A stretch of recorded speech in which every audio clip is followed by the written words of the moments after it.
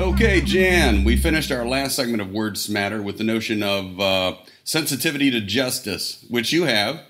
You described it as a passion for morality. Where does that come from? Yeah. Well, it all starts with the concept that all people are created equal. And that has to be ingrained in anybody's worldview from day one. And if it's not ingrained in your worldview, then you're wrong. Well, there is that joke from Orwell about some animals being more equal than others. The Koch brothers are the perfect example of people who believe that they are more worthy than anybody else. It's a social narcissism. Social narcissism. What do you mean specifically? And how is that playing out currently in the American ethos? A very small group of people who believe that selfishness is the only virtue. Ayn Rand wrote a book called The Virtue of Selfishness. It is the glorification of isolated individualism in which nothing and no one matters ever except you, the individual. That's what that's all about, and that's what the whole modern Republican Party is all about. That's what business is all about.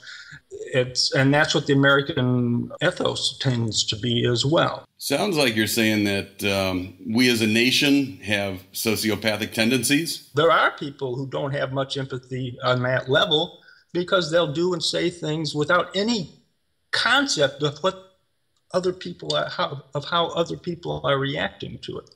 You could say that about Donald Trump. Yeah, talk about narcissism. A narcissist is non-empathic. People don't understand narcissism. They don't understand the fact that narcissists really, really do believe they are superior. This is not some kind of a reaction thing like a Freudian idea of your self-loathing makes you project being better than everybody. He's not a self-loathing person at all. You know, a true narcissist, you can't really insult them. If you insult somebody, then they have empathy. It means that they have some kind of internal ability to recognize a flaw in themselves. You'll see that Donald Trump never gets upset when people call him out. He just ignores them. He just dismisses them, and that's it. You never see him show any sign of that someone has hurt his feelings when they call him out for his stuff. Well, that's troubling. I mean, we want our leaders to be fully human, right? If not fully divine. If you lack empathy, then you are, by definition, in a pathological state, because empathy is an important and necessary human capacity. If you don't have the important and necessary human capacities, then you are in a pathological state. What they call the Narcissistic Personality Disorder, which is a real mental illness, is what Mr. Trump has. And he's not the only one. He's what Ayn Rand has.